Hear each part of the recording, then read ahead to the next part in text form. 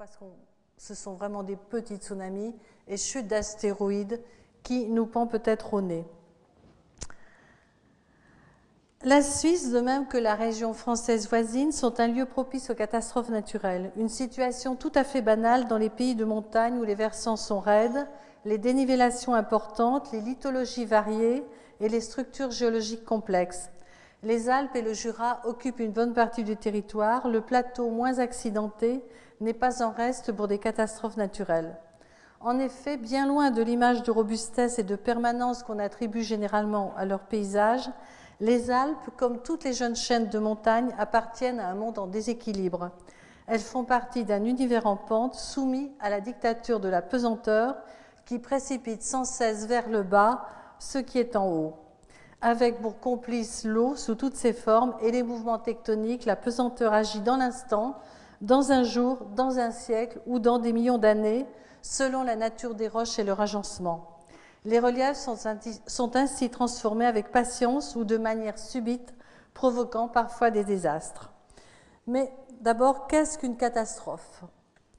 Les catastrophes des uns ne sont pas les catastrophes des autres, et le terme catastrophe, qui signifie en grec bouleversement, dénouement, est parfois employé à tort et à travers. Qui n'a pas dit la télévision est tombée en panne, c'est la cata, etc. Catastrophe a des définitions variées. Parmi la dizaine qui est proposée, en voici une. Un événement est considéré comme une catastrophe quand un des critères suivants est rempli. Au moins 10 personnes sont mortes, 100 personnes sont blessées, l'état d'urgence est déclaré, il faut faire appel à l'aide internationale. Devant cette imprécision, les scientifiques préfèrent la notion de risque et abordent la catastrophe sous l'angle de la probabilité de son occurrence et des dégâts possibles.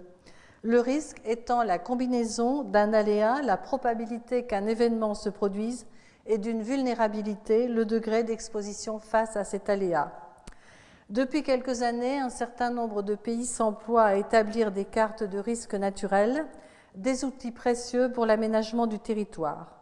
Mais il sera toujours illusoire de penser que la science et la technique maîtriseront les aléas et que la nature sera sous contrôle.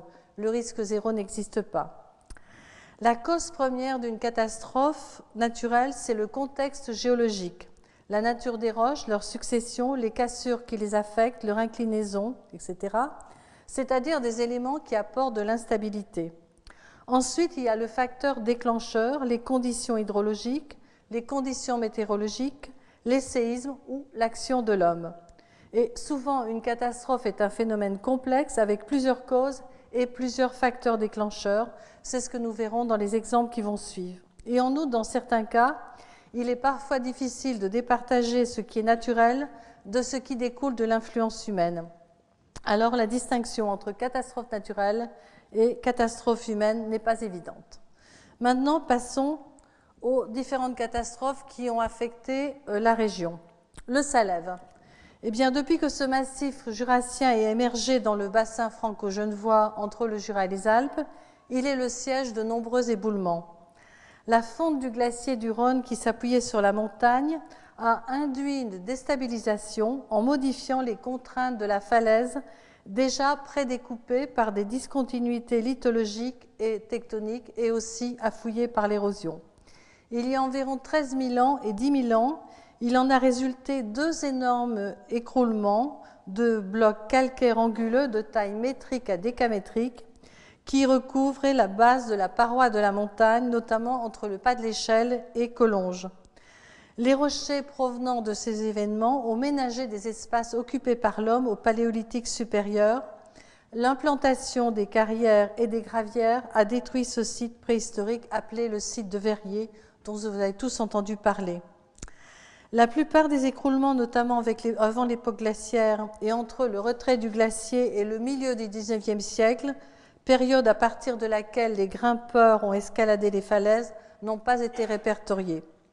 Certains d'entre eux sont mieux connus, en particulier quand ils ont endommagé, transformé ou détruit des itinéraires de varapes. Citons par exemple la détérioration le 17 juin 1942 du sentier de la Coraterie, emporté sur 30 mètres par un éboulement qui laisse la grande tache blanche visible à gauche du trou de la Tine et sur laquelle figure le blason savoyard. Plus récemment, le 15 novembre 1988, des blocs issus de la paroi du Petit Salève sont tombés sur l'autoroute A40 et sur la ligne de chemin de fer. Autre accident, eh bien, ça serait l'éboulement du Turé de Nome, et c'est là qu'on parle d'un tsunami.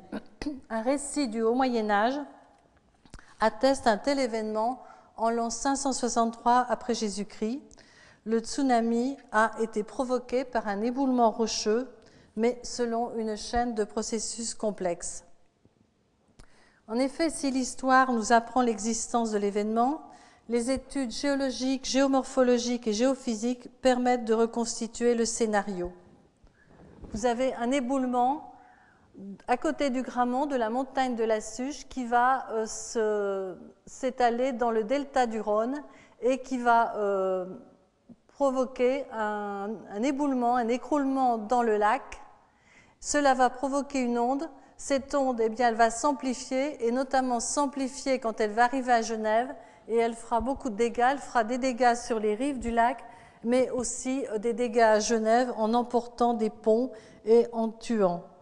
Alors bien sûr, on a un peu honte de parler de tsunami quand on parle de cette vague. Ce n'était pas une vague très importante, mais c'est le même principe que le tsunami qui s'est développé au large du Japon ou en Indonésie en 2004.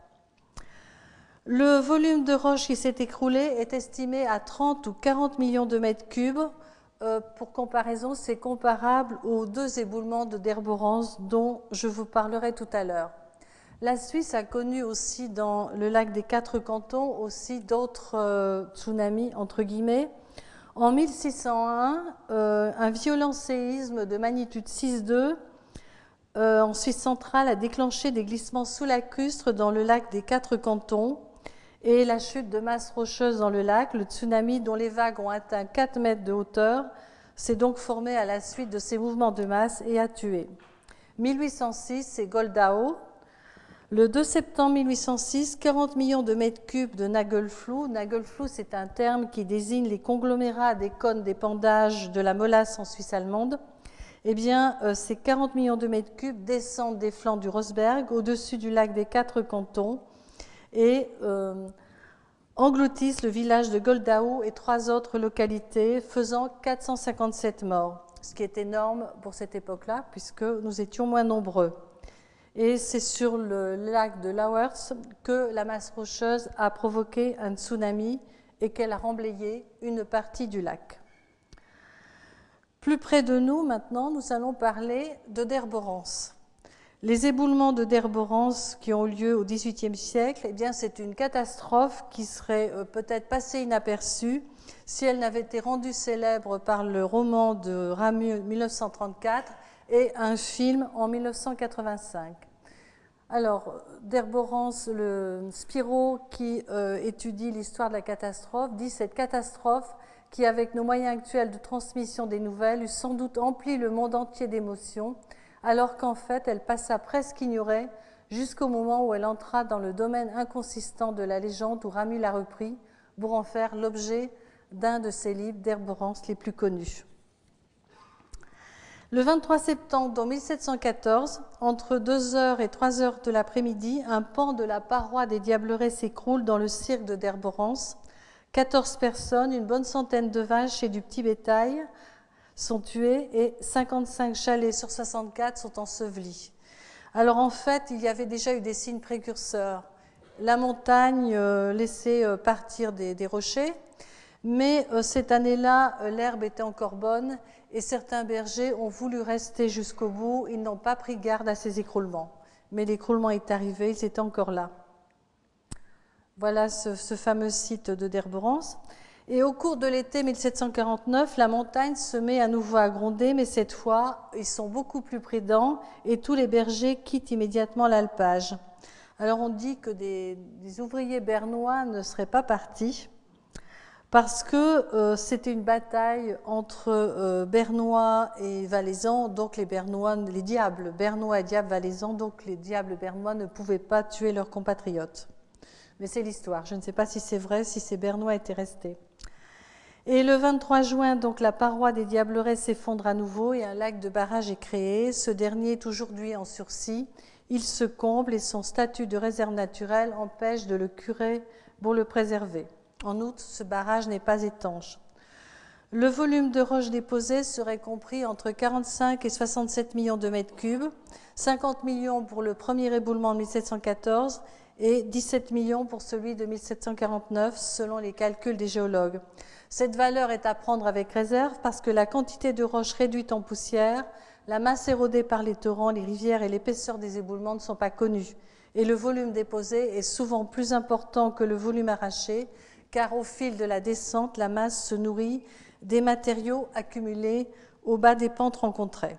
Alors pourquoi ces éboulements? Eh bien, dans la paroi des Diablerets, eh bien, c'est qu'on a un contexte géologique qui est tout à fait propice aux éboulements.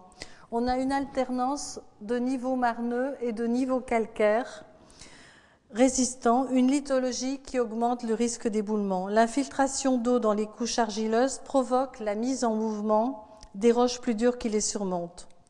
Et dans certaines zones, et notamment dans la zone de départ des écroulements, les couches sont inclinées dans le sens de la pente. Les roches sont fracturées et le long des plans de cassure, les eaux de ruissellement ainsi que le gel et le dégel débitent la roche et déstabilisent les falaises. En plus, la région est fortement sismique et à cela vous ajoutez la fonte des glaciers à la fin de la dernière période glaciaire qui a induit une déstabilisation en modifiant les contraintes de la falaise fragilisée par des discontinuités lithologiques et tectoniques et aussi par l'érosion. Donc vraiment tout ce qu'il faut pour créer un écroulement. Ensuite, il y a les facteurs déclencheurs. Alors pour les facteurs déclencheurs du premier éboulement, c'est vraisemblablement un réchauffement qui a fait fondre la glace qui colmate les joints et un tremblement de terre. Nous sommes en effet au petit âge glaciaire avec des crues et des décrues des glaciers alpins et donc des intervalles de réchauffement. Et le 11 août 1712, 2 ans avant l'événement, un tremblement de terre d'intensité estimée à 7 sur l'échelle MSK, on n'avait pas l'échelle de Richter à ce moment-là, eh bien il a touché le Valais, le Pays de Vaud et a vraisemblablement aussi contribué à la déstabilisation du massif. Alors l'éboulement de 1749 est aussi considéré comme la conséquence du premier. Et les roches de l'écroulement de 1714 proviennent essentiellement de la partie inférieure de la falaise, leur chute ayant déstabilisé la partie supérieure qui a glissé sous l'effet de son propre poids en 1749. Suite à une recrudescence de chutes de blocs depuis 1989, 17 secteurs dangereux ont été identifiés et ils sont sous surveillance. Alors, on expliquait donc ces catastrophes au XVIIIe siècle par la défaite des génies valaisans. La tour Saint-Martin, qui est cette tour rocheuse, et qu'on appelle aussi la quille du diable, elle sert de quille dans les divers jeux auxquels se livrent les diables vernois et les diables vaudois. Et c'est soit diable bernois, diable valaisan, ou alors diable bernois et diable vaudois avec les diables valaisans qui jouent les arbitres. Voilà. Voilà comment on expliquait les catastrophes et ça mettait tous les scientifiques d'accord. Voilà pour Derborance. Passons côté français. Quand vous allez vers Chamonix, vous connaissez certainement près de Salanches, au-dessus du plateau d'Assy qui domine la vallée de l'Arve, la paroi rocheuse du versant méridional du massif de Platée, qui présente un immense éboulis qui porte le nom de Dérochoir. Cette région a vu au moins 3 grands événements catastrophiques, un lors du premier millénaire, le second au printemps de l'an 1471 et le troisième en août 1751, qui donna à la falaise son aspect actuel. Alors, les éboulements antérieurs à ceux de 1471 et 1751, eh bien, ils ont été nombreux dès que les glaciers se sont retirés. L'événement qui est répertorié, tous ne sont pas répertoriés, daterait du premier millénaire. L'Arve fut barrée suffisamment longtemps pour qu'un lac s'installe au niveau de Servoz et l'Arve se serait échappée par le vallon du Châtelard. Et le barrage aurait cédé pendant le Haut Moyen-Âge et ensuite au XIIIe siècle, engloutissant Dionysia, une hypothétique cité installée au niveau de l'actuelle commune de Chède. L'éboulement de 1471, il a permis la mise en place de quelques lacs au sein des matériaux déplacés, le lac Vert, le lac Gris aujourd'hui disparu et le lac de Chède, comblé par un glissement de terrain au XIXe siècle. La masse écroulée est estimée à 200 millions de mètres cubes. Ce sont ces masses qui sont en vert qui résultent de cet éboulement. Ensuite, l'éboulement de 1751, eh bien voilà ce qu'il a produit.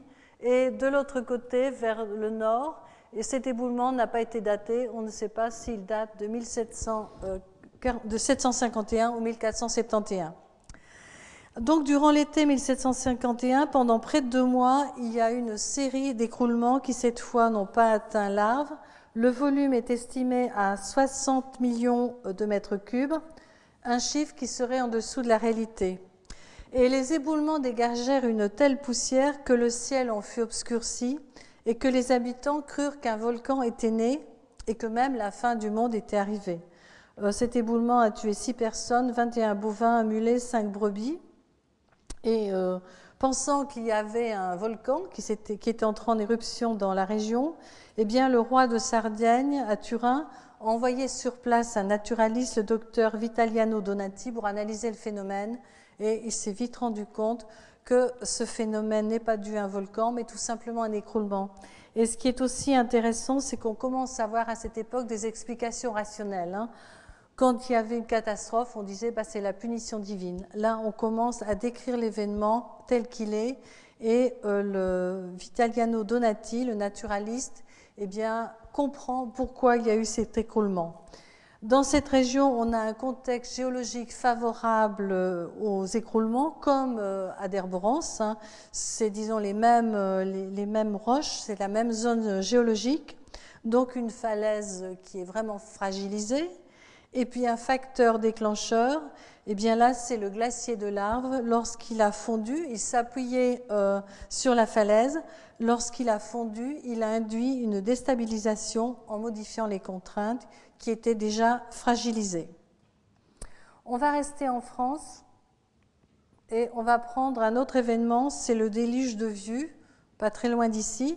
Le 29 juillet 1715, sur la commune de Vieux-en-Sala au sud de Bogève, une coulée boueuse engloutit 3 hameaux, 20 maisons sont écrasées et 34 personnes tuées.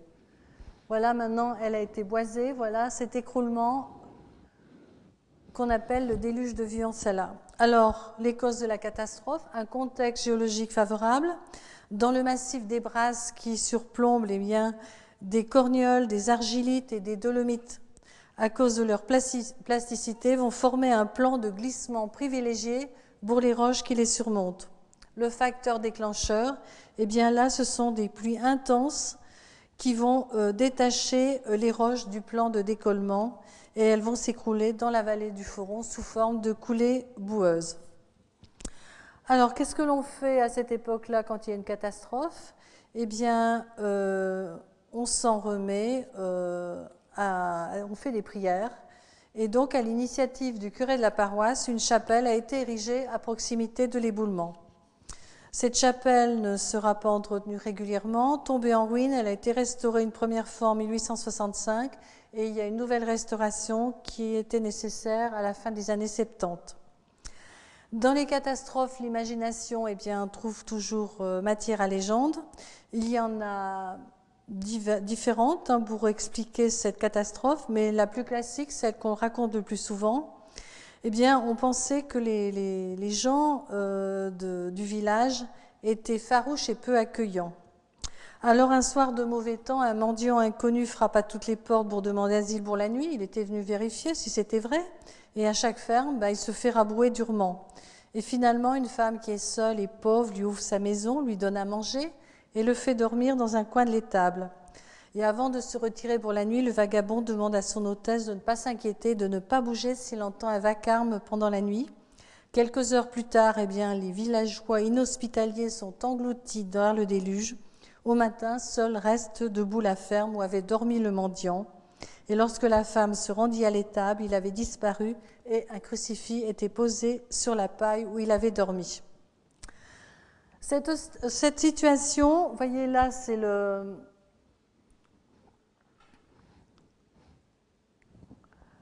l'éboulement du déluge. Eh bien, lorsqu'on regarde Villars sur les cartes géologiques, on retrouve la même chose. Alors, on ne sait pas quand ça s'est passé parce que cette catastrophe, elle n'a pas été documentée, mais vraisemblablement, il y a une catastrophe de même type à l'endroit où est installé Villars vers le nord. Maintenant, nous allons revenir en Suisse, dans le canton de Glaris à Helm. Le 11 septembre 1881, Helm est en partie détruite par un éboulement qui a tué 115 personnes, détruit plus de 80 bâtiments, 4 ponts et qui a recouvert près de 100 hectares de terrain agricole. C'est un écroulement de 10 millions de mètres cubes de schiste, de grès, de calcaire qui a été provoqué par une exploitation d'ardoises à ciel ouvert. Et ce qui est intéressant, c'est voilà, un schéma de la catastrophe, voilà tout ce qui a été recouvert. Et cette catastrophe, elle est irresponsable, puisqu'elle est due à une exploitation irresponsable des ardoisières. Et on savait, le maire avait été prévenu, les exploitants de la carrière avaient été prévenus. Quand la catastrophe arrive, personne n'est inquiété. Et vous savez pourquoi personne n'est inquiété? Parce que si on avait trouvé des coupables, la collecte de fonds aurait été compromise. Et comme on dit les gens des ONG qui font de l'humanitaire, la situation n'a pas beaucoup changé. On revient en France maintenant. C'est certainement le lac peut-être le plus jeune des Alpes. Des Alpes françaises. On a l'équivalent aussi en Suisse. On a des lacs qui sont formés suite à des écroulements. Mais là, côté français, c'est le lac de Vallon. En mars 1943, en pleine guerre et sous occupation italienne, un glissement de terrain va couper la route dans la vallée de la Chèvrerie, au lieu dit le Beauvau, et il va créer un lac de barrage derrière lequel s'installe le lac de Vallon, toujours existant. Le volume de cette boue de la coulée de boue a été évalué à plus de 2 millions de mètres cubes et la surface en mouvement en plus de 12 hectares. Il n'y a pas de victimes, mais des dégâts matériels importants. 50 habitants perdent leur maison et 2 scieries disparaissent. Alors pourquoi il n'y a pas de victimes? Parce qu'on a vu descendre la coulée. Elle descendait relativement doucement et les gens ont pu évacuer. Et donc ils ont même eu le temps de sauver leurs biens, les plus précieux. Et on dit que le père voisin a emporté avec lui son cercueil qu'il avait fabriqué de ses mains en 1915. Alors voilà la situation avant. Alors naturellement, c'était catastrophique parce qu'on perdait des pâturages, on perdait des exploitations agricoles étaient perdantes. Voilà le lac en train de se former, donc ça se forme. Ils ont le temps donc de se sauver, ça se forme doucement. Et il faut aussi dire que lorsque ça a commencé à bouger, on a réveillé les gens du village et ils ont dit « Oh ben non, on ne va pas bouger, c'est un coup des maquisards ». Mais non, ce n'était pas un coup des maquisards, c'était tout simplement la géologie qui se rappelait à nous. En fait, la géologie de la région est très complexe. La zone est écaillée, elle réunit des éléments divers et elle comporte surtout des roches sensibles à la désagrégation. Et ces terrains meubles recouvrent aussi des pentes raides sur lesquels ils peuvent tout simplement glisser par le propre poids. Il faut savoir qu'en septembre 1940, des pluies torrentielles s'abattent sur la région. À la suite de ce déluge, de vastes crevasses commencent à s'ouvrir dans la partie haute du ravin qui surplombe ce lac. Et ces fissures béantes dans lesquelles les eaux de ruissellement s'infilent délimitent sur les pentes raides d'un sommet qui domine une masse de plus de 200 000 m3 en équilibre instable dans la partie supérieure. 2 années de sécheresse vont succéder à cet épisode pluvieux et à la suite d'un hiver doux, les pluies de printemps et la fonte des neiges vont déclencher la catastrophe qui se préparait déjà depuis quelques années. Donc, comme je vous le disais, la disparition des terres cultivables, des pâturages, des scieries va mettre en difficulté les exploitations et entreprises. L'économie est essentiellement rurale à l'époque du glissement de terrain, mais vers les années 60, l'économie va s'orienter vers le tourisme d'hiver et d'été et le lac devient un atout majeur pour le développement de cette nouvelle activité. Mais ce plan d'eau de montagne, comme celui de Derberance, est en sursis car il sera à plus ou moins longue échéance comblé naturellement. Revenons en Suisse, plus près de nous, c'est Randa. Une catastrophe qui a été vécue en direct où quand Zermatt fut coupé du monde. Au printemps 1991, le versant gauche du Mattertal, une vallée menant à Zermatt, est le théâtre d'un important déboulement qui a lieu en 2 phases, la première le 18 avril et la seconde le 9 mai. Avec un volume de roche de près de 30 millions de mètres cubes, c'est un des éboulements les plus importants observés dans les Alpes récemment. Aucune victime humaine n'est à déplorer. La chute des rochers est la première source du danger, mais finalement, c'est la formation du barrage et d'un lac sur la Matervirspa qui se révèle être le risque le plus menaçant pour la population et en particulier plus bas en direction de la plaine. Dès le lendemain de la première phase d'éboulement, un système d'observation encore fonctionnel aujourd'hui est installé et il permet de suivre en direct le déroulement du deuxième écroulement. Alors en fait, là, on a aussi, disons, un fact des conditions géologiques, avec des roches qui ne demandent qu'à descendre vers le bas. On a une paroi de rocheuse de plus de 500 mètres de hauteur qui a été créée par l'érosion glaciaire. Sa partie inférieure est dans des roches assez dures, alors que sa partie supérieure est plus friable. Lors du retrait du glacier de la vallée, il y a plusieurs milliers d'années, les énormes pressions qui s'exercent sur cette tête rocheuse vont disparaître brusquement et les zones de faiblesse se relâchent et donnent naissance à un réseau de fissures dans la falaise. Les nombreux tremblements de terre de moyenne à forte intensité qui se produisent régulièrement en vallée contribuent aussi à l'affaiblissement progressif du massif rocheux.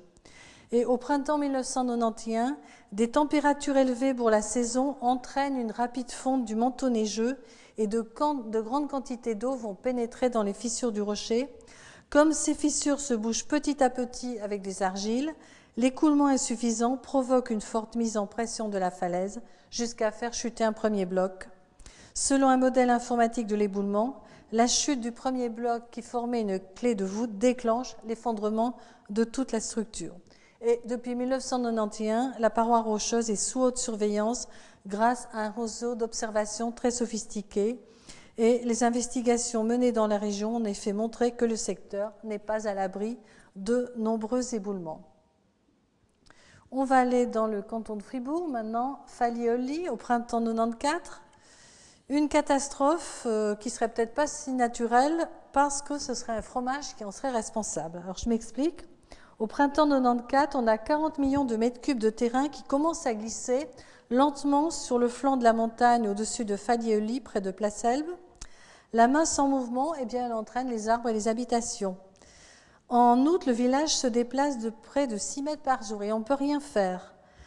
Par contre, la lente progression du glissement permet aux géologues d'étudier le phénomène au moment même où il se produit, opportunité rare en géologie, et de tenter des prévisions sur son développement. Les mouvements vont cesser en novembre. Et la cause première du glissement, eh bien, c'est la nature géologique du sous-sol, constituée d'une épaisse couverture quaternaire, meuble et instable, formée de moraines et de débris de lave torrentielle, reposant sur du flysch, et ces dépôts vont constituer l'essentiel de la masse en mouvement. Le plan de rupture est identifié par des forages à 37 mètres de profondeur. La stabilisation du sol en déplacement est impossible, on ne peut rien faire. Alors, à la situation géologique favorable, aux instabilités, fortes précipitations, il faut ajouter l'action de l'homme. On a étudié des pollens dans les sédiments du Schwarzsee, qui est à quelques kilomètres du site du glissement, et on a reconstitué le paysage il y a 7500 ans.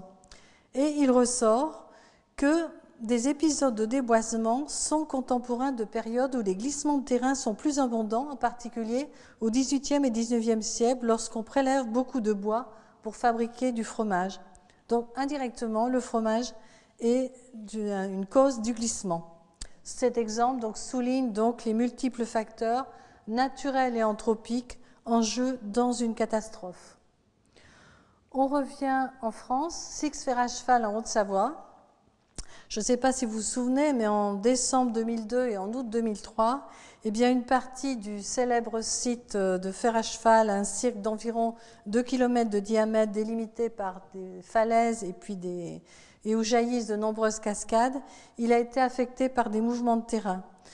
Le 16 décembre 2002, entre 200 et 300 000 m3 de roches et de neige ont obstrué un torrent qu'on appelle le Nant des Pères, qui est un affluent du Gifre. Et d'autres événements qui mettent en mouvement encore des milliers de mètres cubes de matériaux se produisent en mai 2003, juin 2003, juillet 2003. Et des études vont démontrer que là, c'est le bas du fer à cheval où étaient arrivés tous les débris qui viennent des montagnes là derrière. Les études ont montré que la source des différents éboulements se trouvait entre l'arête du Grenéron et le glacier du Cheval Blanc, à peu près à 2800 mètres d'altitude. Et là aussi, les conditions étaient remplies pour que ça s'éboule. On a une dalle calcaire qui est inclinée dans le sens de la pente, elle est fracturée, et au fil de la descente, cette masse éboulée, eh bien, elle s'est nourrie de tous les matériaux qui étaient accumulés au pied des pentes très raides, et elle a arraché aussi tout ce qui pouvait s'arracher. Ces éboulements ne vont pas faire de victimes, mais ont des conséquences importantes. Le camping municipal est fermé, l'accès au site est interdit, le parking récemment aménagé détruit, et ce site avait été proposé pour être classé à l'UNESCO. Donc là, le classement a été remis en cause. Donc vraiment un contexte tout à fait favorable, des roches qui sont dans le sens de la pente, des alternances de niveaux marneux de bancs calcaires, des roches fracturées. Il y a eu un recul glaciaire qui provoque des affaissements, certainement un glacier rocheux qui joue le rôle de couche savon, pas de végétation qui favorise la déstabilisation, le poids de la neige, une zone avalancheuse, enfin tout ce qu'il fallait pour une catastrophe. Et aussi comme facteur déclencheur, à cette époque-là, on a eu des fortes pluies l'automne, un redout sur la neige, et puis aussi vraisemblablement un séisme. On va passer maintenant au glacier. J'ai pris comme exemple un glacier qui était d'actualité, c'était l'été dernier. Eh bien, dans les glaciers, avec les chutes des séracs, les poches d'eau sont le phénomène naturel le plus courant que l'on rencontre dans le monde glaciaire. Je ne parlerai pas des différentes chutes de sérac qui ont provoqué des catastrophes. Là, je vais parler d'une poche d'eau. Ces deux phénomènes, d'abord, sont difficilement prévisibles.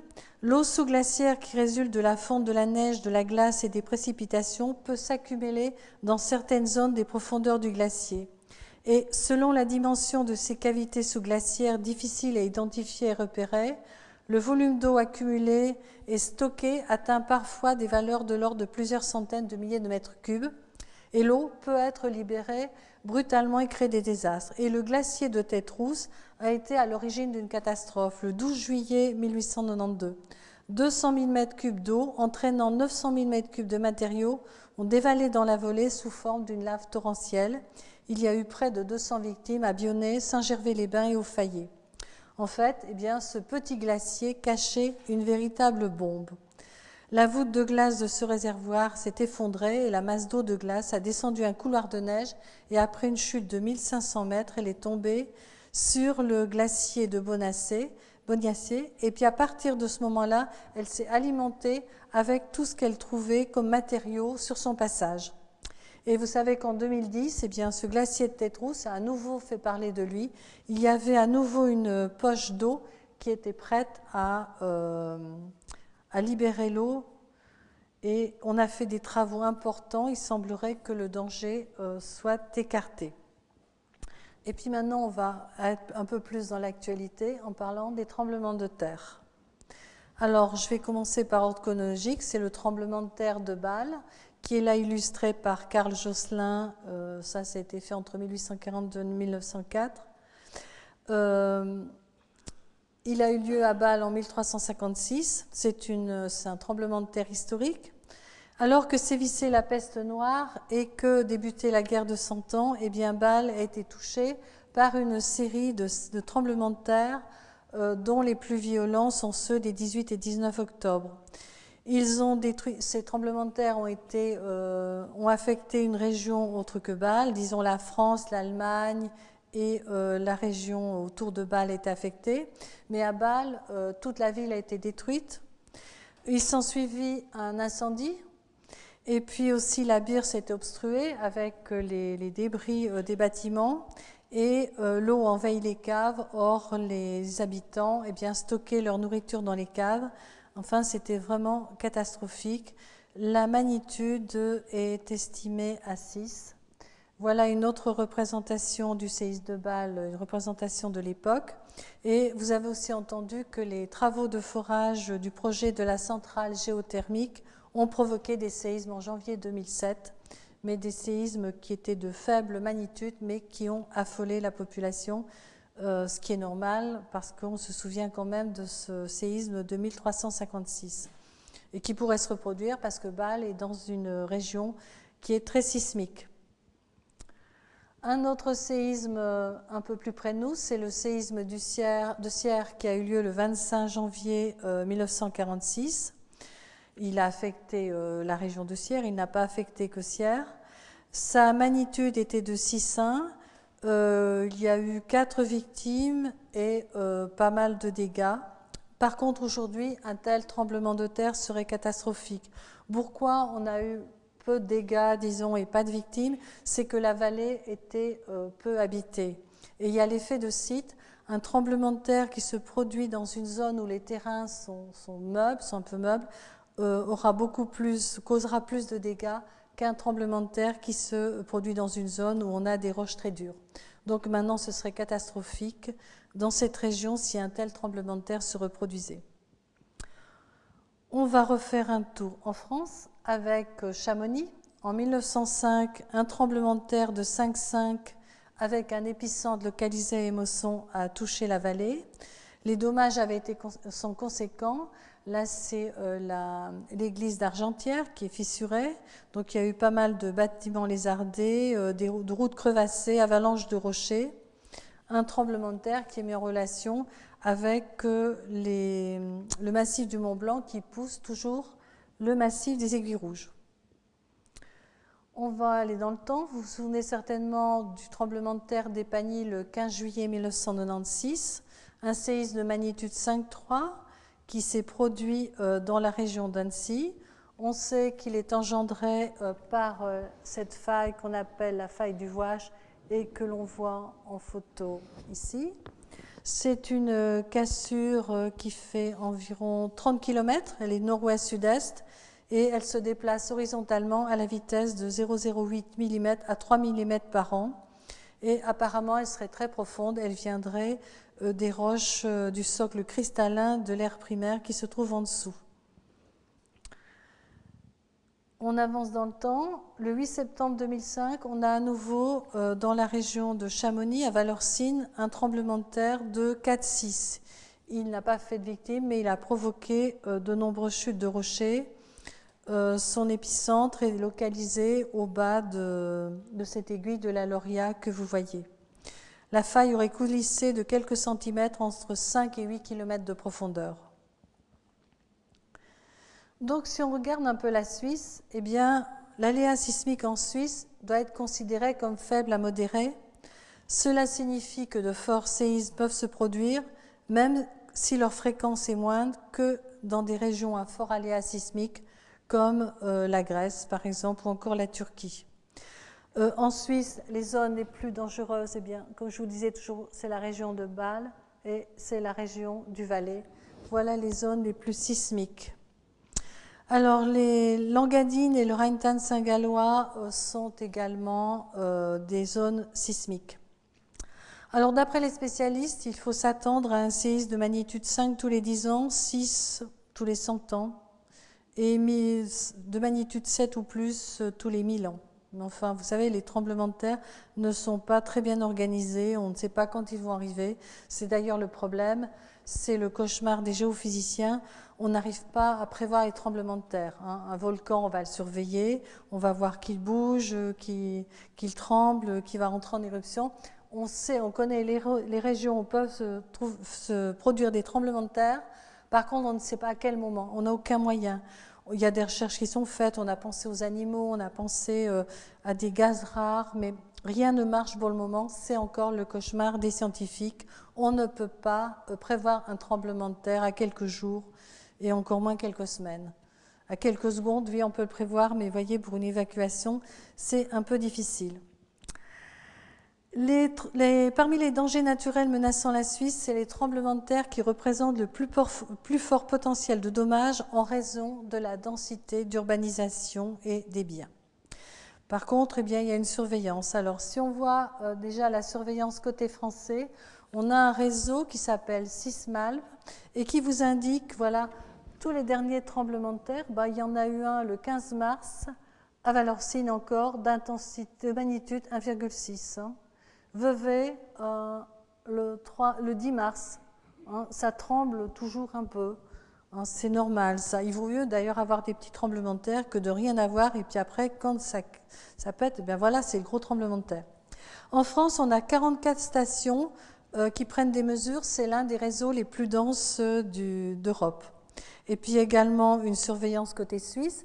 Alors côté suisse, c'est le service sismologique suisse. Alors si vous voulez suivre, disons, jour le jour les tremblements de terre qui se passent dans la région, vous allez sur Internet, vous tapez Sismal ou vous tapez service sismologique suisse et vous avez les données. Donc ce service sismologique suisse, c'est à l'École polytechnique fédérale de Zurich et c'est le principal organisme du gouvernement fédéral compétent en matière de tremblements de terre. Donc le Sismal et CED sont responsables de l'observation et de l'étude des tremblements de terre. Et ils sont aussi impliqués dans les actions pour la réduction du risque sismique. Et puis, je vais faire maintenant une allusion. On a des tremblements de terre, vous voyez, qui ne sont pas très importants par rapport à ce que l'on connaît autour du Pacifique. Eh bien, vraisemblablement en Suisse, il y a 100 millions d'années, une situation similaire au Japon. On avait, disons, de la croûte océanique qui passait sous la croûte continentale africaine. Eh bien, on a dû avoir une situation qui était semblable au Japon actuel ou à l'Indonésie, avec certainement des tremblements de terre très importants, du volcanisme, des tsunamis. Mais à cette époque-là, l'homme n'existait pas, donc pas de dégâts. Je vous ai parlé donc que tout est arrivé en Suisse. Eh bien, est-ce qu'on a des volcans en Suisse? Bon, vous savez qu'on n'a plus de volcans actifs, mais il y en a eu. Alors, comment on le sait? Eh bien, on a des roches volcaniques qui en témoignent. Si vous allez dans la région de Lugano, eh bien, vous trouvez des roches volcaniques de l'ère primaire, donc entre 340 et 250 millions d'années, et apparemment de très grosses éruptions. Dans la région de Doréna, on trouve aussi quelques roches volcaniques, mais avec des éruptions moins importantes. Au début de l'ère secondaire, Monte San Giorgio, la région de Davos, des Grisons, on trouve des roches volcaniques. Au secondaire, eh bien, à peu près la situation 100 millions d'années, on a un océan et au milieu de l'océan, on a une ride océanique qui va produire des quantités de lave et on les retrouve actuellement fossilisées, par exemple, dans la région de Zermatt et aussi dans les préalpes, puisqu'on a une partie des Alpes qui sont passées à l'avant, qui ont été poussées par l'avant. Si vous allez dans la région sur France du col de Jouplane, eh bien, vous voyez des roches volcaniques. Et puis, il y a 30 millions d'années, eh bien, on sait qu'on a eu des volcans, mais on ne sait pas où ils étaient. Enfin, on sait où ils étaient, mais on n'a pas retrouvé trace de l'appareil volcanique, parce que lorsque vous allez dans les Alpes, vous voyez des roches. Voilà, ici, c'est le col des Ânes et le col de la Colombière. Hein, si en allant depuis le col des Ânes vers le reposoir, vous avez des roches là qu'on appelle NG, ce sont des grès, et ces grès, eh bien, ils renferment des débris de roches volcaniques. Donc, s'il y a des débris de roches volcaniques, c'est qu'il y avait des volcans. Et puis, entre 14 et 6 millions d'années, il y a eu une activité volcanique dans le fossé rhénan et à l'extérieur, dans les massifs de Egao et du Lurar, massif de Egao qui est à la frontière entre l'Allemagne et la Suisse. Donc, on a eu des volcans. Et puis, il nous manquait une chose après, eh bien, c'est une météorite. Alors, des météorites, bon, il y en a peut-être eu des petites qui sont tombées en Suisse. On n'en connaît pas beaucoup en Suisse qu'on a retrouvé, mais il y a beaucoup de zones qui sont inhabitées. Mais en juin 2004, Apophis, un astéroïde d'environ 270 mètres de diamètre pour une masse de 27 millions de tonnes, a été découvert par les astronomes. Et des estimations indiquaient que l'astéroïde, qui croise 2 fois l'orbite terrestre au cours de sa révolution, pourrait, disons, entrer en collision avec la Terre, d'abord en avril 2029. Puis les estimations repoussaient la collision à 2036. Et les derniers calculs de la NASA, eh bien, pensent que le risque, il est parti. La Terre n'a plus qu'une chance sur 233 000 pour le dimanche 13 avril 2036. Et puis après, bon, on a un peu changé maintenant, bon, elle ne toucherait pas la Terre. On a la probabilité est de 1 sur 135 000 maintenant, mais bon, ça ne toucherait pas, la probabilité est moins, mais la NASA nous dit non, non, il ne va pas toucher la Terre. Voilà, donc soyons optimistes. Et je vois que le temps... Ma conclusion donc sera que si les progrès scientifiques permettent aujourd'hui de comprendre les causes et les mécanismes des catastrophes, l'homme reste toujours impuissant devant ces événements inéluctables. Toutefois, aujourd'hui, nous pouvons prendre des mesures et mettre en place les défenses appropriées pour se protéger et limiter les dégâts. Et je vous remercie de votre attention. Merci.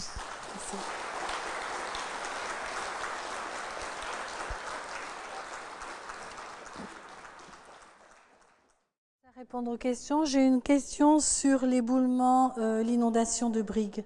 Alors justement, j'ai préparé avec les inondations, j'ai la date.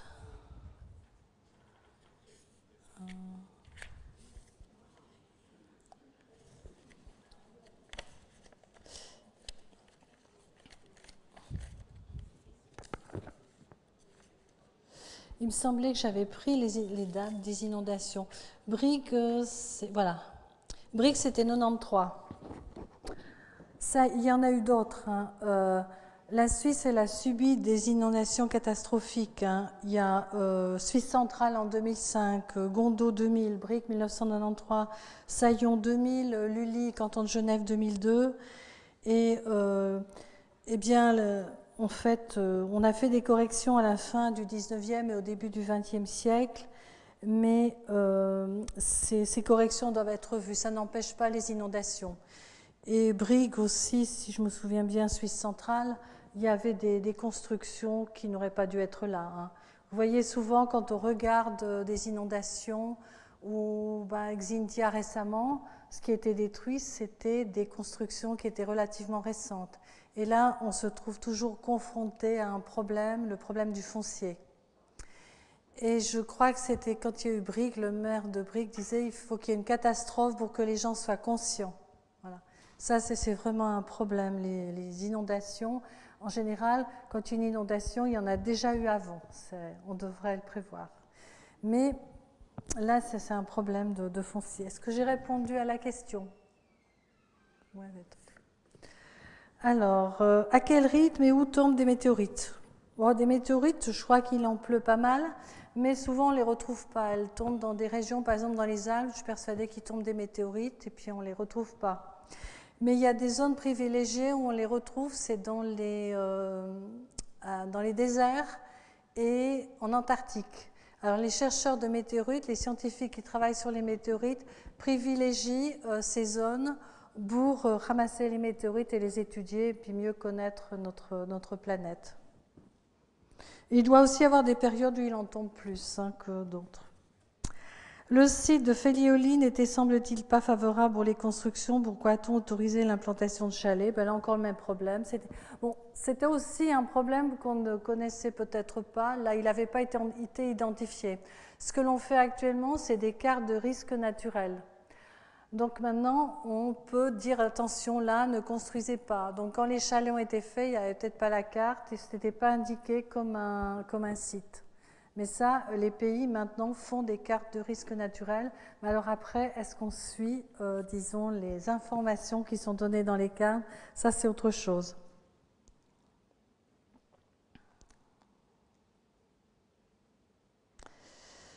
Oh. Là, je ne comprends pas. Il faut certainement revoir la conclusion de votre conférence. Les événements du Japon montrant qu'elle est fausse, n'est-ce pas? Je n'ai pas compris. Parce que dans ma conclusion, il me semble avoir dit que on ne maîtrisera pas la nature. C'est toujours la nature qui aura le dessus. On peut minimiser les dégâts. C'est tout ce qu'on peut faire. Et là, les Japonais, je pense que s'il y avait eu que le tremblement de terre, les constructions ont l'air de tenir. Après le tsunami, là, ils n'ont pas... Je pense que là, ils n'ont pas prévu ou pas pensé que, disons, il serait aussi important. Et puis après, là, il y a le problème nucléaire, là, qui est tout à fait autre chose, là. Mais pour moi, on ne maîtrisera jamais. Il y aura toujours des catastrophes avec, disons, des dégâts. De plus en plus de dégâts parce que nous sommes de plus en plus nombreux. Et puis là, parfois, il ne faudrait pas être. Par contre, il faut essayer d'en minimiser les conséquences, ce qui n'est pas évident. Combien de victimes a fait l'éboulement de Goldau? Je me souviens plus.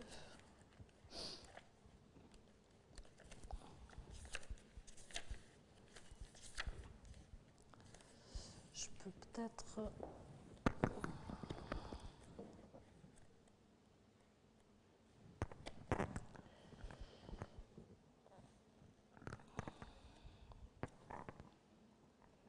Alors, 953 personnes, 393 pièces de bétail, 126 maisons, 85 garages ont été détruites et quelques autres bâtiments. Donc, 953 personnes, ce qui est quand même énorme pour l'époque. Je n'ai pas parlé de la catastrophe de Matmark parce que j'en ai pris un certain nombre. Voilà, j'aurais pu parler encore d'autres catastrophes, mais j'ai trop. J'aurais pu parler de différentes catastrophes, mais en 3 quarts d'heure, je ne pouvais pas tout dire. Alors, pourquoi de nos jours les catastrophes sont toujours plus fréquentes? Alors, non, elles ne sont pas plus fréquentes. Il n'y a ni plus ni moins de catastrophes qu'avant, toutefois avec des variations d'une année à l'autre. Par exemple, lorsque vous avez un réchauffement climatique, il y aura plus de catastrophes. Mais avant, la Terre a déjà connu des réchauffements climatiques. Mais pourquoi on a l'impression qu'il y a plus de catastrophes qu'avant? Parce qu'on a plus de victimes qu'avant. Avant, on était moins nombreux. Il y avait des catastrophes qui se passaient, il n'y avait pas de victimes parce qu'il n'y avait personne. Alors non seulement un endroit où se passe une catastrophe, on est plus nombreux, mais on habite un peu partout sur la Terre. Donc, du point de vue victime et du point de vue dégâts, il y a beaucoup plus qu'avant. Mais les catastrophes, on peut dire que c'est toujours, disons, la même chose, avec des années où il y en a plus ou moins.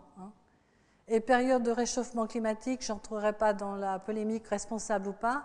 La Terre a déjà connu des périodes de plus chaudes, et à ce moment-là, on a constaté qu'il y avait des catastrophes, plus d'éboulements, puisqu'on peut les retrouver dans la géologie, dans les couches géologiques.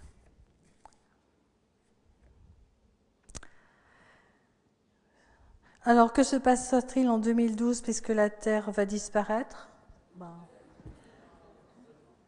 Peut-être. On disparaîtra aussi.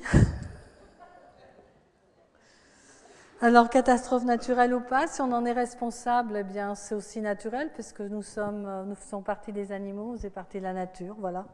Alors, à chacun sa philosophie, voilà. Je pense que j'ai fait le tour des questions, mais s'il y en a d'autres, je suis prête à répondre. Ou si je n'ai pas bien répondu à l'une des questions, n'hésitez pas à me demander des compléments. Bien, merci beaucoup.